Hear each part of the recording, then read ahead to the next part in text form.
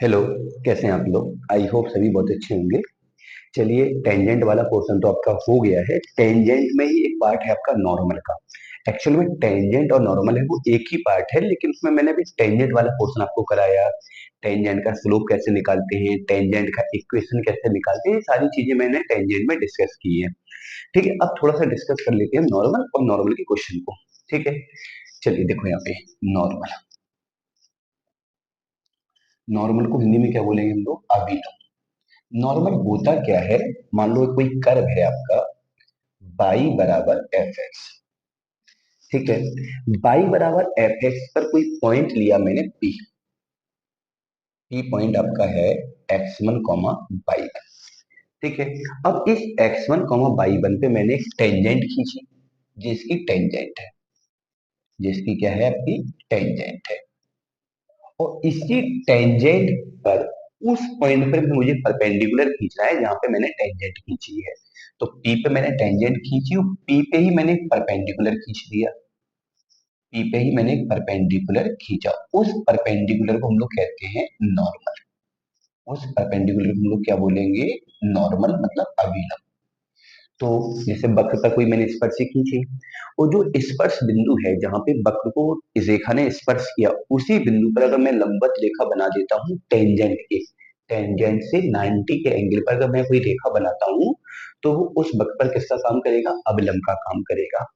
ठीक है, अब जैसे कि मैंने टेंजेंट की स्लोप की बात की, तो टेंजेंट की स्लोप को मैंने निकाला कैसे? कि फंक्शन का मैंने डेरिवेटिव किया और उस बिंदु से मैंने सेटिस्फाई किया। ये तो टेंजेंट की स्लोप हो जाएगी। अब हम बात करेंगे नॉर्मल के स्लोप की।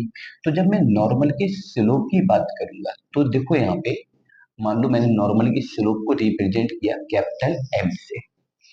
नॉर्मल की स्लोप को हमने रिप्रेजेंट किया कैपिटल एम से। जैसे मान लो किसी रेखा की प्रवणता आपके पास है, उसकी लंब रेखा की प्रवणता आपको निकालनी है। मान लो किसी रेखा की प्रवणता 2 है, मैंने आपको बताया है, इससे पहले वाले लेक्चर में भी इसको डिस्कस किया था। मान लो किसी रेखा की प्रवणता 2 है, उस पे जो परपेंडिकुलर लाइन खींचेंगे, लंब रेखा खींचेंगे, तो उसकी प्रवणता के लिए मैं क्या करता हूँ कि जिस रेखा की प्रवणता है, उसकी लंब रेखा की प्रवणता बनाने के लिए उस प्रवणता को उल्टा और नेगेटिव करेंगे। जैसे मानो स्पर्शी की प्रवणता आपकी स्मॉल एम है, अवलंब की प्रवणता कैपिटल एम है। तो अवलंब की प्रवणता निकालने के लिए स्पर्शी की प्रवणता को उल्टा करेंगे, तो वन अपॉन एम हो जाएगा, और नेगेटिव करेंगे। स्पर्शी की प्रवणता को उल्टा और नेगेटिव करेंगे, उल्टा करेंगे और नेगेटिव करेंगे। तो माइनस तो बाहर लिखा है आपका, मतलब लगा दिया मैंने पहले से। स्पर्शी की प्रवणता है dy ओवर dx। तो अब मुझे dy ओवर dx को उल्टा करना है, क्योंकि वन अपॉन एम उसका रेसिप्रोकल हुआ। तो जब इसको उल्टा करेंगे तो इसको बोलोगे आप तो dx ओवर dy। पॉइंट तो वही रहेगा x1 कॉमा y1। तो आप लोग सीधा है कि आपको अगर स्पर्शी की प्रवणता निकालनी आती है, तो स्पर्शी की प्रवणता के लिए हम लोग क्या करते हैं? फंक्शन का डेरिवेटिव करते हैं और बिंदु से सेटिस्फाई कराते हैं। अवलंब की प्रवणता के लिए भी वही फंडा है कि पहले आप डेरिवेटिव करो और डेरिवेटिव को आप उल्टा कर ले, मतलब व्युत्क्रम बनाते हैं। जैसे स्पर्शी की प्रवणता में मुझे dy ओवर dx चाहिए, तो अवलंब की प्रवणता में मुझे चाहिए dx ओवर dy, मतलब उसका उल्टा चाहिए। स्पर्शी की प्रवणता dy ओवर dx, अवलंब की प्रवणता dx ओवर dy, और बाहर क्या आ जाएगा? माइनस आ जाएगा, और बिंदु से सेटिस्फाई करा दो तो अवलंब की प्रवणता बन जाएगी। तो ये तो स्पर्शी की प्रवणता है। और अवलंब की प्रवणता निकालने के लिए स्पर्शी की प्रवणता को उल्टा और नेगेटिव, अविलंब की प्रवणता के लिए स्पर्शी की प्रवणता को उल्टा और नेगेटिव करेंगे। जैसे मान लो आपकी एक्सरसाइज 6.8 का ही पहला क्वेश्चन है। जो आपकी एक्सरसाइज है 6.8 का, जो पहले का ए पार्ट है, उसमें उन्होंने कहा y बराबर x प्लस कितना है? 3/x। और जो आपका पॉइंट है, वो पॉइंट कितना है अपने पास? 3,4। अब मुझे 3,4 पर अविलंब की प्रवणता ज्ञात करनी है। कोई दिक्कत नहीं, पहले तो आप इसका डेरिवेटिव करो, derivative with respect to x. तो इसका dy ओवर dx आएगा आपका, x का डेरिवेटिव 1, 3 ज्यों के त्यों, 1/x का माइनस 1/x स्क्वायर। हमने यहाँ पे एक्स स्क्वायर एलसीएम लिया, तो ये हो गया एक्स स्क्वायर माइनस का 3। ये आपकी स्पर्शिकी सॉरी डेरिवेटिव हुआ। लेकिन अवलंब की प्रवणता निकालने के लिए मुझे डेरिवेटिव में क्या चाहिए होगा, dx ओवर dy। एक्चुअल में जो निकल के आया, ये निकल के आया dy ओवर dx। तो अवलंब की प्रवणता के लिए डेरिवेटिव को हम उल्टा करेंगे। जब हम डेरिवेटिव को उल्टा करेंगे तो नीचे वाला ऊपर चला जाएगा, ऊपर वाला नीचे आ जाएगा, तो क्या हो जाएगा एक्स स्क्वायर अपॉन कितना हो जाएगा एक्स स्क्वायर माइनस 3। डेरिवेटिव का मैंने रेसिप्रोकल किया, व्युत्क्रम किया। जब डेरिवेटिव का रेसिप्रोकल हो गया तो हम लोग प्रवणता निकालेंगे, और प्रवणता हो जाएगा m बराबर माइनस का dx ओवर dy। और जिस पॉइंट पर प्रवणता निकालनी है उस पॉइंट से हम लोग सेटिस्फाई कराएंगे। माइनस तो लगा ही रहेगा। चलिए अब यहाँ पे x का वैल्यू कितना है 3, तो 3 का स्क्वायर 9। और यहाँ पे x का वैल्यू कितना 3, 3 का स्क्वायर 9 माइनस 3। तो यहाँ पे हो जाएगा माइनस का 9/6। अगर इसको हम लोग सॉल्व करेंगे तो माइनस का 3/2 आ जाएगा। माइनस का कितना आ जाएगा 3/2। तो कोई दिक्कत नहीं है, जैसे आप लोगों ने स्पर्शी को तैयार किया वैसे ही आप लोग अभिलंब को तैयार कर सकते हैं।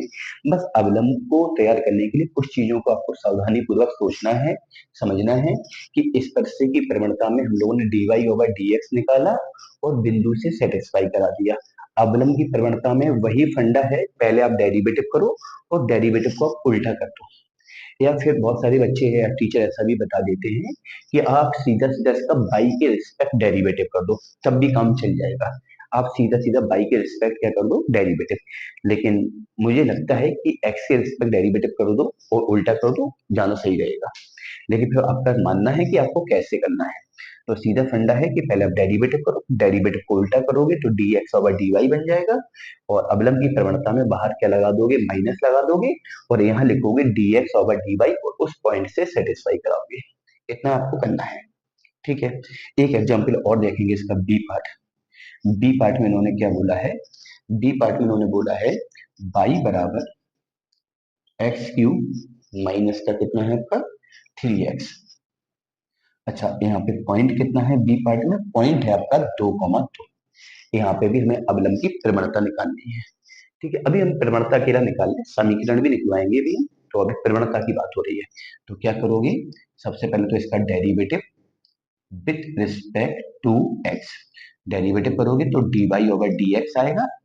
x³ का हो जाएगा 3x² माइनस 3x का डेरिवेटिव 1, तो छोड़ दो, 3x का 3 ही होगा डेरिवेटिव। अब मैंने डेरिवेटिव इसका कर लिया। डेरिवेटिव करने के बाद इसको उल्टा करोगे तो dx ओवर dy बनेगा। उल्टा करने पर ये हो जाएगा 1/3x² माइनस 3। ये आपका डेरिवेटिव का उल्टा हो गया, मतलब dx ओवर dy बन गया। जब dx ओवर dy बन जाएगा तो उससे निकालोगे प्रवणता, और प्रवणता के लिए माइनस dx ओवर dy, और जो भी पॉइंट है उससे सेटिस्फाई। पॉइंट कितना है 2,2, कर दो सेटिस्फाई। तो -1/2 यहाँ रखोगे तो 2 का स्क्वायर 4, और 4 3 12, 12 में से 3 गया आपका 9 बचा। प्रवणता आ जाएगा माइनस का 1/9। तो देखो दोनों क्वेश्चन में प्रवणता निकालना सिखाया आपको, अवलंब की प्रवणता के लिए और स्पर्शी की प्रवणता के लिए। दोनों के लिए एक बात तो कॉमन है कि दोनों का डेरिवेटिव करोगे। अवलंब की प्रवणता में डेरिवेटिव करने के बाद उस डेरिवेटिव का हम लोग रेसिप्रोकल करेंगे, व्युत्क्रम करेंगे, उल्टा करेंगे। डेरिवेटिव को मैंने उल्टा कर दिया। जब डेरिवेटिव आपका उल्टा हो जाएगा, मतलब रेसिप्रोकल हो जाएगा, तो वहां पे dx ओवर dy निकल आएगा। इतना तो क्लियर होगा, dx ओवर dy निकल आएगा। जब dx ओवर dy निकल आएगा तो प्रवणता में क्या लगाओगे, माइनस dx ओवर dy, जो भी निकला है, जो भी निकला है उसको दिए गए पॉइंट से क्या कराओगे, सेटिस्फाई कराओगे, प्रवणता आ जाएगी। अब बात आती है समीकरण की। आपको मैंने जब टेंजेंट नॉर्मल स्टार्ट किया था तो मैंने बताया था कि किसी भी रेखा का समीकरण ज्ञात करने के लिए अगर आपके पास बिंदु है और प्रवणता है तो हम लोग समीकरण निकाल सकते हैं। तो इसी नॉर्मल का अगर मुझे समीकरण निकालना है, इसका मुझे इक्वेशन निकालना है, तो सीधी बात है आपके पास बिंदु है और प्रवणता है, तो नॉर्मल का समीकरण हो जाएगा पाई माइनस पाई 1 बराबर m in bracket x minus x1। ठीक है, जी कैपिटल एम नॉर्मल की प्रवणता है, x1 y1 यहाँ पे बिंदु है। अब जैसे इसी सवाल को देखोगे, यहाँ पे हम लोगों ने क्या किया, प्रवणता निकाल ली। बिंदु आपके पास है, इस बिंदु का नाम रख दो x1 y1, x1 y1, इस बिंदु का नाम रखा मैंने x1 y1। चलिए बिंदु आपके पास है, प्रवणता आपने ज्ञात कर ली है, मतलब हम लोगों ने ज्ञात की है। तो अब हम लोग इक्वेशन निकालेंगे, तो बनेगा पाई माइनस का बाई वन बराबर m in bracket x minus x one. तो बाई माइनस बाई वन का वैल्यू 2 है, एम का value minus one upon nine है, एक्स माइनस एक्स वन का वैल्यू भी आपका 2 है। तो यहाँ से क्या निकल के आ गया, अवलंब का समीकरण। तो वही फंडा है जो हम लोगों ने टेंजेंट में पढ़ा है। सबसे पहले वक्र का डेरिवेटिव करेंगे, डेरिवेटिव करने पर d Y over D x मिलेगा, d Y over D x का रेसिप्रोकल करोगे तो d x over d y मिल जाएगा, उल्टा हो जाएगा। और प्रवणता निकालने के लिए minus d x over d y को दिए गए बिंदु से हम लोग क्या करेंगे, सेटिस्फाई करेंगे, अवलंब की प्रवणता निकल आएगी, बिंदु आपको दिया जाएगा, बिंदु और प्रवणता की सहायता से अवलंब का हम लोग समीकरण ज्ञात करेंगे। तो पहले के बाकी पार्ट आप लोग खुद ही ट्राई करना, ठीक है।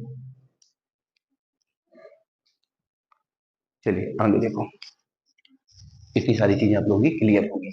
बस इतना याद रखो, अवलंब की प्रवणता निकालने के लिए फंक्शन का डेरिवेटिव, डेरिवेटिव को रेसिप्रोकल करोगे, उल्टा करोगे तो dx ओवर dy बन जाएगा, और dx ओवर dy के बाहर क्या लगाओगे, माइनस लगाओगे, बिंदु से सेटिस्फाई कराओगे, प्रवणता आ जाएगी, ठीक है।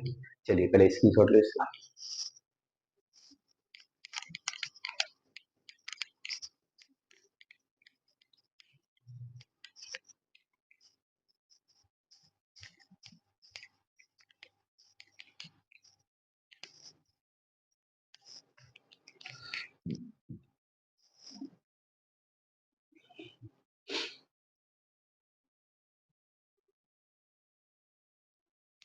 चलिए सेकंड का ए पार्ट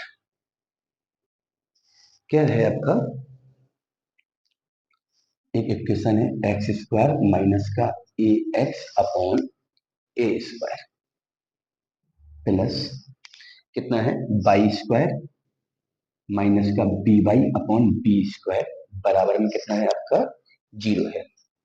और यहाँ पे जो पॉइंट है वो आपका ए कॉमा बी है, ठीक है। तो ये कर्व है, ये बिंदु है, कर्व के इस बिंदु पर अविलंब का समीकरण ज्ञात करना है। तो पहला फंडा तो आप इसका डेरिवेटिव करोगे, derivative with respect to X, one upon A square से एक्स स्क्वायर का derivative to X, A X का डेरिवेटिव ए हो जाएगा, plus one upon B square से बाई स्क्वायर का डेरिवेटिव टू बाई, बाई का अलग से करोगे D Y over D X हो जाएगा, माइनस बी बाई का हो जाएगा D Y over D x बराबर जीरो। तो मैंने तो पहले उसका डेरिवेटिव किया, डेरिवेटिव करने के बाद इसको मैंने यहाँ रिप्लेस किया। जब मैं इसको रिप्लेस करूंगा तो यहाँ बचेगा one upon B square two y minus b d Y over D x हमने कॉमन ले लिया। ये पूरा जब यहाँ रिप्लेस होगा तो one upon A square two x minus a, इसके बाद अपॉन वाला इंटू में जाएगा और इंटू वाला अपॉन में जाएगा।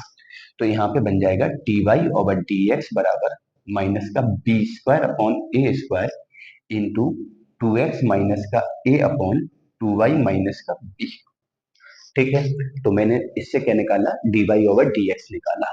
मैंने बताया है कि अवलंब की प्रवणता निकालने के लिए उस डेरिवेटिव का रेसिप्रोकल करोगे, इसका उल्टा करोगे तो d x over d y बन जाएगा, और ये हो जाएगा minus a square upon B square, और यहाँ पे टू वाई माइनस का b upon two x minus का ए, ठीक है। अब इसके बाद हम लोग क्या करेंगे, इसके बाद हम लोग प्रवणता निकालेंगे। तो प्रवणता के लिए तो फंडा आपको पता ही होगा, अवलंब की प्रवणता के लिए minus d x over d y, और जो भी पॉइंट है उससे सेटिस्फाई। चलिए माइनस और माइनस, क्योंकि माइनस आपका फॉर्मूले में आता ही है, प्रवणता वाले फॉर्मूले में जो प्रवणता का कॉन्सेप्ट है वहां पे माइनस पहले से आता, और डेरिवेटिव में भी माइनस लगा है, माइनस और माइनस आपका प्लस हो जाएगा, और यहाँ पे ए स्क्वायर अपॉन बी स्क्वायर रहेगा, और यहाँ पे बाई का वैल्यू बी डालोगे तो टू बी से जब बी जाएगा बी बचेगा, और टू ए से ए जाएगा तो ए बचेगा, एक ए कैंसिल हो गया और एक बी कैंसिल हो गया, तो प्रवणता आ जाएगा ए अपॉन बी। ये आपका हो गया अविलंब की प्रवणता। अब अविलंब की प्रवणता अगर आपके पास है तो अविलंब का इक्वेशन भी निकाल लोगे, equation of normal, equation of normal. इस बिंदु को ही हम लोग क्या बोलेंगे, x1 कॉमा y1। ये बिंदु है और ये मैंने प्रवणता निकाली।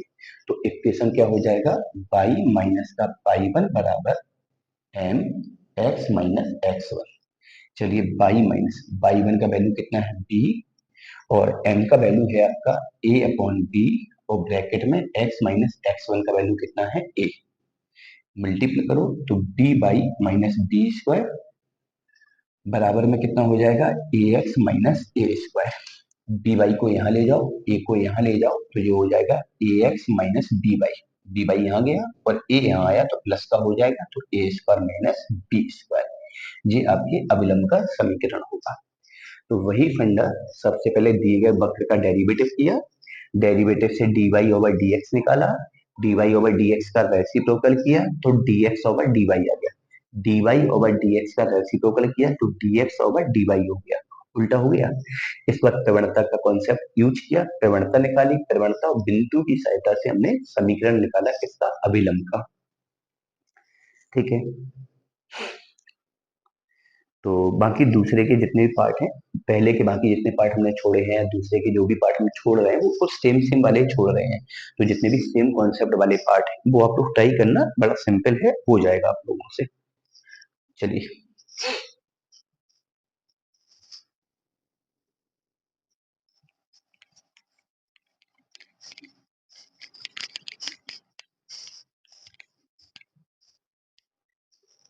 चलिए थर्ड का ए पार्ट। यहाँ पे आपका कर्व है आपका एक्स स्क्वायर प्लस का वाई स्क्वायर प्लस का 2gx प्लस का 2f प्लस c बराबर 0। और यहाँ पे जो पॉइंट है वो है x1 कॉमा y1। ठीक है, ये आपका वक्र है और ये बिंदु है। मुझे यहाँ पे अभिलंब का समीकरण निकालना, कोई दिक्कत नहीं है। Derivative with respect to x, x square का 2x, वाई स्क्वायर का 2y, dy over dx। 2g x का 1 हो जाएगा प्लस 2f y का हो जाएगा dy ओवर dx, और कांस्टेंट का 0 बराबर 0। चलिए पहले तो हम लोग dy ओवर dx निकालेंगे कैसे, इन दोनों से dy ओवर dx को कलेक्ट करोगे और 2 को भी कलेक्ट करोगे, मतलब कॉमन लोगे, इस वाले पार्ट से और इस वाले पार्ट से। अंदर बचेगा y प्लस का g। बाकी दोनों पार्ट को हम रिप्लेस करेंगे तो 2 कॉमन आने के बाद, माइनस कॉमन आने के बाद x प्लस का g हो जाएगा ब्रैकेट में।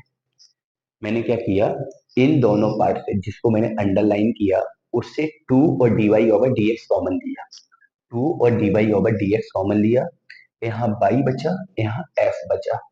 बाकी x वाला पार्ट और g वाले पार्ट को मैंने रिप्लेस किया तो -2 कॉमन ले लिया। 2 से 2 आपका कैंसिल होगा तो dy ओवर dx निकल के आएगा माइनस x प्लस जी अपॉन y प्लस का f। ठीक है, अच्छा अविलंब की प्रवणता के लिए हम लोग डेरिवेटिव को उल्टा करेंगे तो माइनस तो लगा ही रहेगा। जब मैं इसको उल्टा करूंगा तो अंश वाला पार्ट ऊपर जाएगा, ऊपर वाला पार्ट नीचे आएगा, सॉरी अंश वाला हर में जाएगा, हर वाला अंश में जाएगा। तो यहाँ पे हो जाएगा y प्लस का f अपॉन x प्लस का g। ठीक है, चलिए अब यहाँ से क्या निकल के आएगा आपका, यहाँ से निकल के आ गया आपका dx ओवर dy। अब हम लोग निकालेंगे प्रवणता। तो प्रवणता के लिए तो फंड आपको पता ही होगा, माइनस dx ओवर dy, जो भी पॉइंट है उससे सेटिस्फाई, x1 कॉमा y1 से। तो माइनस और माइनस प्लस, सेटिस्फाई करोगे तो y1 प्लस का f अपॉन x1 प्लस का g, ये आपकी प्रवणता आ जाएगी। जब प्रवणता आ जाएगी तो हम लोग समीकरण निकालेंगे, और जब हम लोग समीकरण निकालेंगे तो वही फंडा y माइनस का y1 बराबर m, m का वैल्यू कितना है y1 प्लस का f अपॉन x1 प्लस का g, ब्रैकेट में x माइनस x1। ठीक है, यही आपका आंसर हो जाएगा, यही आपका क्या हो जाएगा आंसर। तो हर सवाल का एक ही फंडा है, सबसे पहले डेरिवेटिव करोगे, डेरिवेटिव करके dy ओवर dx निकलेगा, dy ओवर dx का रेसिप्रोकल करोगे, dy over dx, dy over dx का जब रेसिप्रोकल करोगे तो dx ओवर dy बन जाएगा, dx ओवर dy से हम लोग प्रवणता निकालेंगे, बिंदु आपको दिया जाएगा, बिंदु और प्रवणता की सहायता से हम लोग समीकरण ज्ञात करेंगे। ठीक है, चलिए आगे देखो क्या है आपका। पहले तो इसका स्क्रीनशॉट ले लो अगर आपको लेना है।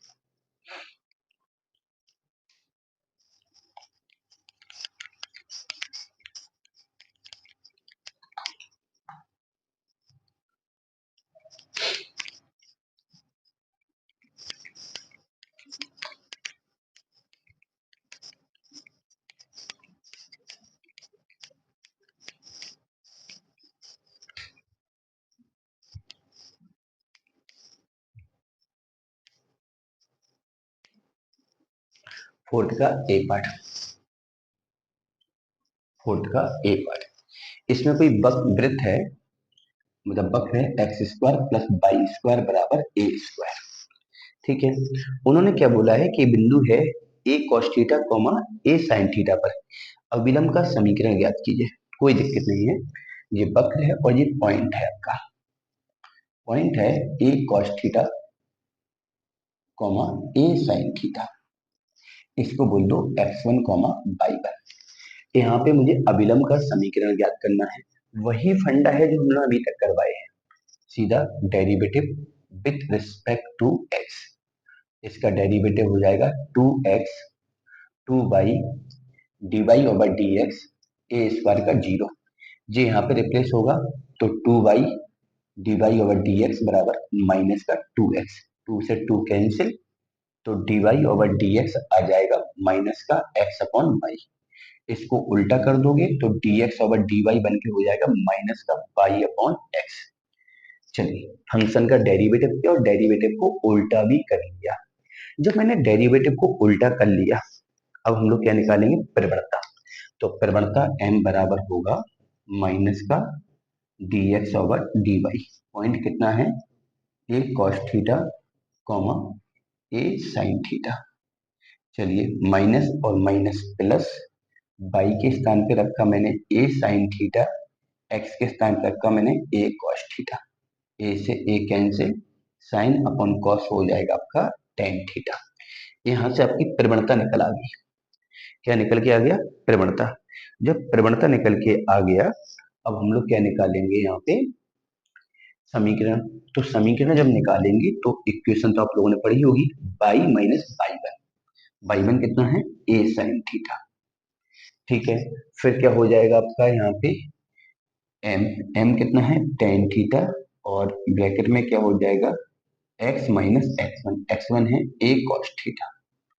चलिए अब इसको थोड़ा और सिंप्लीफाई कर लो, और सिंप्लीफाई करने का मतलब क्या होगा कि y माइनस का a sin थीटा जो कि क्यों tan का अंदर गुणा करोगे तो हो जाएगा x tan थीटा माइनस, अब tan का गुणा जब हम cos से करेंगे, आप लोगों को पता है कि tan का गुणा जब हम cos से करेंगे, a तो पहले से ही मल्टीपल में है, a तो पहले से ही मल्टीपल में है, तो a बना ले हम लोग, tan को लिख दो कितना sin theta upon cos theta, और इनटू वाला cos थीटा ज्यों के त्यों, cos से cos कैंसिल, तो ये कितना आ गया a sin थीटा।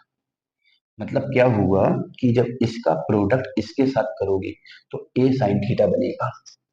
क्या बनेगा, a sin थीटा, और a sin थीटा से a sin थीटा आपका कैंसिल हो जाएगा।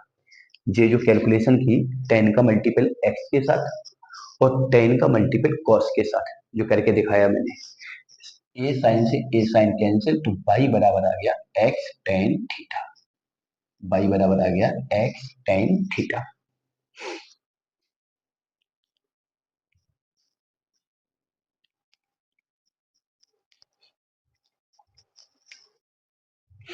वैसे हम आपको बताएं, अगर सपोज करो ये क्वेश्चन अगर तुम्हारा ऑब्जेक्टिव में कहीं कंपटीशन में आ जाता है, तो बहुत सारे जो बच्चे होते हैं जिन्होंने बहुत एक्स्ट्रा ऑर्डिनरी पढ़ाई की होती है, जिन्होंने बहुत ज्यादा मैथ को पढ़ा होता है, बहुत ज्यादा का मतलब बहुत ज्यादा चीजों को समझा होता है, तो वो पता कितने आराम से इस क्वेश्चन को करते हैं। वो कुछ नहीं करेंगे, उन्हें दिख रहा है कि ये सर्किल है, वो ऐसे एक सर्किल बना देंगे। उन्हें दिख रहा है कि सर्किल का सेंटर 0,0, क्योंकि आपने 11th में पढ़ा होगा, अगर किसी सर्किल का सेंटर 0,0 है तो उसका समीकरण ऐसे ही कुछ बनता है। तो इस टाइप से वो उसका समीकरण बनाएंगे x1 y1। ठीक है। मैंने क्या कहा, ये क्वेश्चन तभी कर पाओगे जब आप कोऑर्डिनेट भी अच्छे से आती हो। तो जैसे सॉरी, इसका सेंटर 0, ठीक है, x1 y1 की जगह 0, 0 कर देंगे। और जब 0, 0 नहीं पता होगा तो फिर मैं x1, y1 ही मान लेते हैं। ठीक है। चलिए, तो ये इसका क्या है, सेंटर है। और ये सर्किल का एक पैरामेट्रिक पॉइंट होता है। ये पॉइंट कितना हो गया आपका, ए कॉस थीटा कॉमा ए साइन थीटा। ठीक है। अब समझो, इस पैरामेट्रिक पॉइंट पे हमें नॉर्मल खींचना है, तो ये तो इसकी टेंजेंट हो जाएगी। और इस पे नॉर्मल मतलब अभिलंब खींचना है, तो जिसका अभिलंब हो जाएगा। आप लोगों ने पढ़ा होगा कि सर्किल सर्किल पे जो अभिलंब होता है वो हमेशा सेंटर से होकर जाता है। अगर वो सेंटर से होके जा रहा है तो ये कहाँ से होके जाएगा, मूल बिंदु से जा रहा है। सेंटर मतलब मूल बिंदु से जा रहा है, क्योंकि यहाँ पे सेंटर मूल बिंदु है। और जब ये मूल बिंदु से जा रहा है तो आपको एक पता चल गया कि जो अवलंब है वो मूल बिंदु से जा रहा है। और अवलंब ने कोण कितना बनाया, थीटा। क्योंकि जो प्राचल बिंदु होता है अगर उसको हम सेंटर से मिला देते हैं तो उसका एक्स अक्ष से झुकाव पता चल जाएगा। जब झुकाव पता चल जाएगा तो आपको थीटा मिल गया। और थीटा मिल गया तो आप इस रेखा का सीधा प्रवणता निकाल दोगे, m बराबर टेन थीटा से। तो यहाँ से सीधा क्या मिल गया, प्रवणता मिलेगी। और वैसे भी अगर प्रवणता नहीं भी पता है तो आपको एक कॉन्सेप्ट और पता होगा, अगर किसी रेखा का एक्स अक्ष की धन दिशा से झुकाव थीटा पता है और रेखा मूल बिंदु से जाती है तो इसका सीधा समीकरण होता है y बराबर एम एक्स। और m का वैल्यू कितना है, टेन थीटा। आंसर हो गया y बराबर टेन थीटा एक्स। कुछ नहीं करना पड़ा, इतने में सवाल लग गया। जो मैंने एक पेज का कैलकुलेशन करके आपको दिखाया है, अगर आपके पास थोड़ा अच्छा भी दिमाग है तो आप इस कैलकुलेशन को ऐसे भी सॉल्व कर सकते हो। लेकिन आप अपने बोर्ड एग्जाम के पॉइंट ऑफ व्यू से बिल्कुल भी ऐसा नहीं करेंगे। अगर आप सोचो कि हम बोर्ड के हिसाब से ऐसा करेंगे तो बिल्कुल नहीं करेंगे, क्योंकि अगर बोर्ड में आपने ऐसा किया तो गलत हो जाएगा। समझे ना, तो बोर्ड के हिसाब से तो ऐसा बिल्कुल नहीं करना है।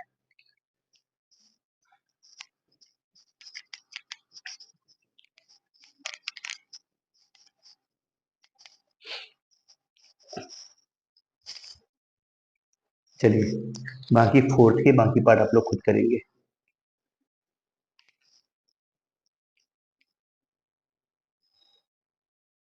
एक हम थोड़ा सा आपको समझा दे रहे हैं, एक होता है रेक्टेंगुलर हाइपरबोला। इसको बोला जाता है समकोणीय अतिप्रवलय। तो समकोणीय अतिप्रवलय का जैसे मान लो कि समीकरण है एक्स बाई बराबर सी स्क्वायर, एक्स बाई बराबर सी स्क्वायर। तो ये आपका एक रेक्टेंगुलर हाइपरबोला है। और रेक्टेंगुलर हाइपरबोला में पैरामेट्रिक अगर हमें पॉइंट कभी मानना पड़े, पैरामेट्रिक पॉइंट, प्राचल बिंदु, प्राचल बिंदु, तो इसके जो प्राचल बिंदु होते हैं वो होते हैं c t comma c upon t, c t comma c upon t. जैसे अगर मैं बोलूं ये सर्किल है, तो इस सर्किल का जो पैरामेट्रिक पॉइंट होगा वो होगा ए कॉस थीटा कॉमा ए साइन थीटा। जैसे परवलय है, दीर्घवृत्त है, अति परवलय है, इन सभी के हम लोगों के पास क्या होते हैं, पैरामेट्रिक पॉइंट होते हैं। क्लास 11 से सारी चीजें हम लोगों को पढ़ाई जाती हैं। जैसे मान लो कोई दीर्घवृत्त है, एक्स स्क्वायर अपॉन ए square plus y square upon B square बराबर 1, तो उसका जो पैरामेट्रिक पॉइंट होता है वो a cos theta b sine theta हो जाता है। अति परवलय में a sec theta b tan theta हो जाता है। ऐसे ही समकोणीय अति परवलय में जो पैरामेट्रिक पॉइंट होता है वो होता है c t c upon t, c upon t. मान लो कभी किसी, मतलब मुझे हाइपर, रेक्टेंगुलर हाइपरबोला मतलब समकोणीय अतिपरवलय पर, ये काय का समीकरण है, समकोणीय अतिपरवलय का, रेक्टेंगुलर हाइपरबोला का। अगर कभी आपको समकोणीय अतिपरवलय पे दो बिंदु मानने पड़े, तो मान लो हमने दो बिंदु माने, एक T1 माना और एक बिंदु T2 माना। तो जो T1 मानेंगे तो उसको ऐसा मान लेंगे सी T1 सी अपॉन T1। और जो T2 मानेंगे वो ऐसा मान लेंगे सी T2 सी अपॉन T2। मान लो कभी मुझे तीन बिंदु की नीड होती है तो हम तीन बिंदु कैसे मानेंगे, तीसरा मानेंगे सी T3 सी अपॉन T3। तो अगर कभी भी मुझे इस प्रकार का कभी कोई समीकरण दे दिया जाए और मुझे ऐसा कभी जरूरत पड़ जाती है कि मुझे बिंदु मानना पड़े, और जैसे बिंदु टी बोल दिया, कभी कभार ऐसे क्वेश्चन आ जाते हैं कि वो समकोणीय अतिपरवलय दे देंगे, वो बोल देंगे इसके बिंदु टी पर, इतना बोलेंगे इसके बिंदु टी पर। मान लो ये इक्वेशन आपको गिवन है, ये इक्वेशन आपको गिवन है और इक्वेशन गिवन है और बोलेंगे कि पॉइंट टी पर, इतना बोलेंगे कि पॉइंट टी पर हमें क्या निकालना है, अभिलंब का समीकरण, या हमें निकालना हो स्पर्शी का समीकरण। ऐसा क्वेश्चन आ जाता है, ऐसा क्वेश्चन बोर्ड में आ चुका है। तो कभी, और इम्पोर्टेंट क्वेश्चन है ये वाला, तो कभी ऐसी बात आ जाती है कि कोई समकोणीय अतिपरवलय है, उसके बिंदु टी पर हमें अभिलंब का समीकरण ज्ञात करना है।